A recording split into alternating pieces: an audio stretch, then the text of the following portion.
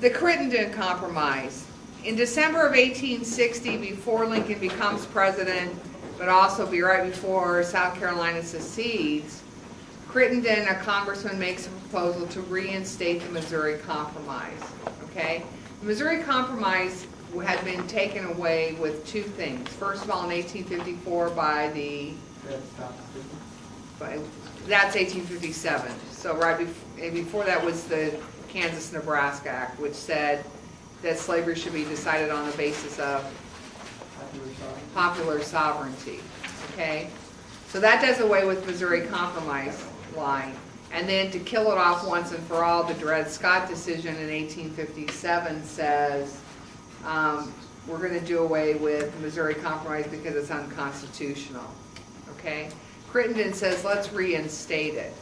This dies out for the biggest reason is that Lincoln wouldn't support the Crittenden Compromise because he felt there was a chance that slavery might expand. That maybe some guy in Wyoming would want a slave.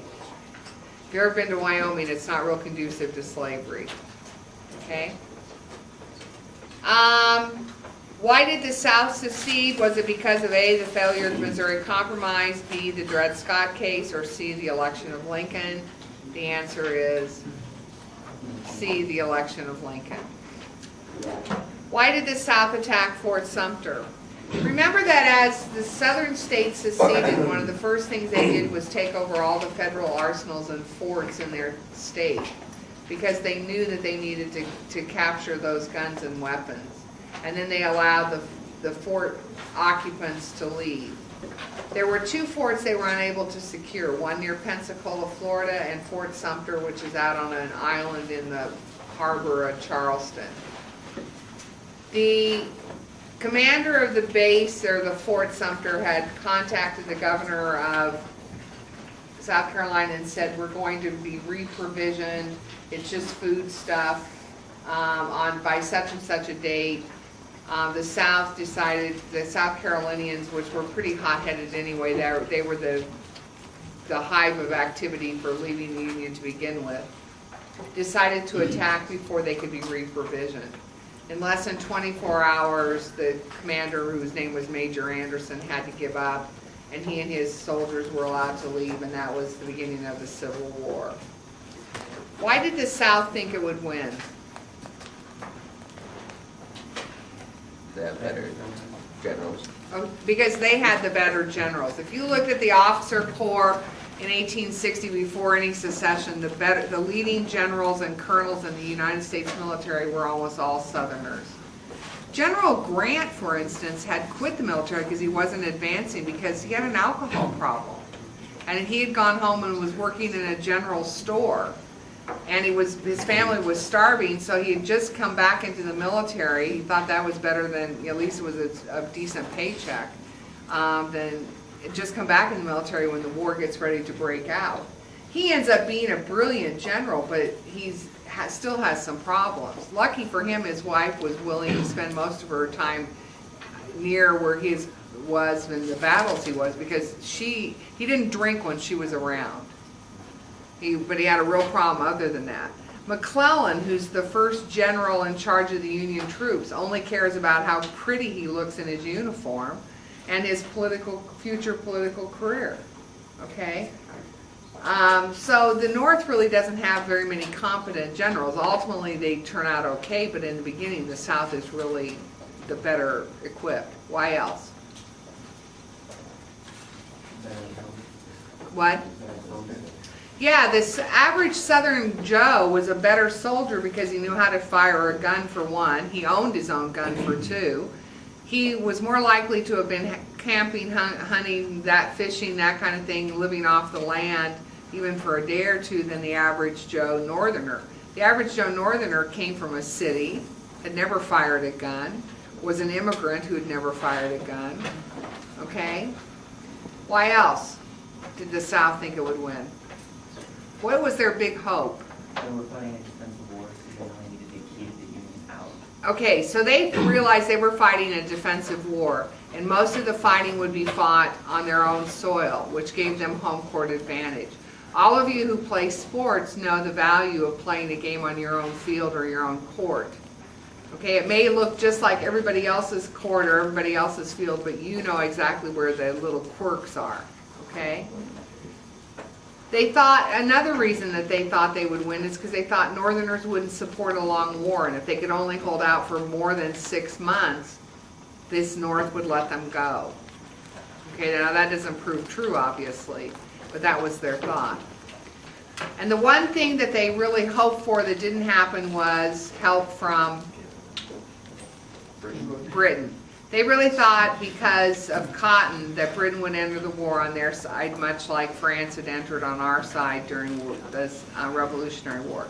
Did that happen? No, Britain actually kind of rode the fence. They bought a lot of cotton from the South, but they weren't willing to tick the North off. Like when the North found out they were building ironclad ships for the South and told them to stop, that was called layered rams. England stopped building them. Their government told them to stop building them. Okay? Why did England never commit itself? Because the English people were abolitionists. They opposed slavery long before people in America had opposed slavery. The North's advantages in the Civil War.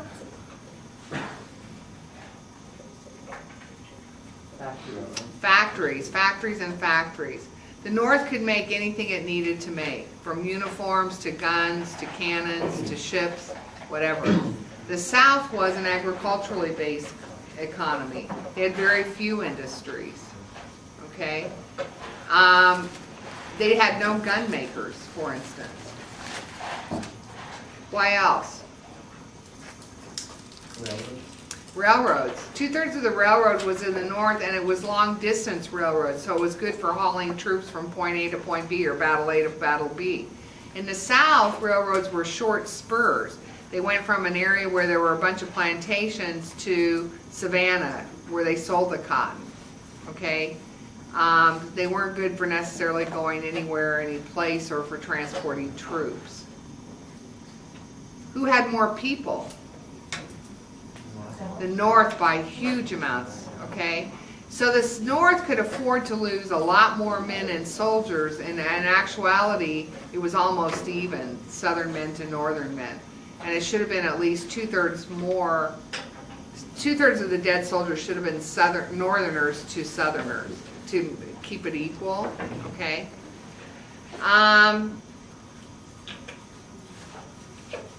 The North has a stronger president and cabinet than the South does, partially because Jefferson Davis was so capricious. He kept changing his cabinet all through the war. Okay. Which side had better military leaders? We already talked about that. The South. Why did the North go to war with the South? Did they go to war to end slavery? No, they went to war to keep the Union together, preserve the Union. The North, how did it have a lack of war aims? Well, if you talk to the average guy on the street in New York City in 1861, he would have told you the reason they were going to war was to get rid of slavery. If you talk to President Lincoln, he would have told you that it was to go to war to preserve the Union.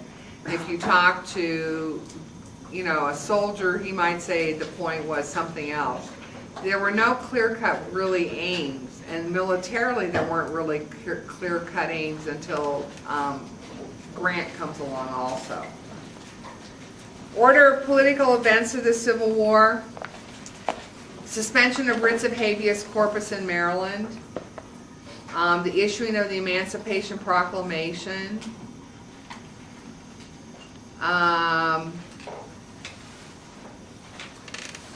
Ex parte Merriman and Milligan, which are court cases involved.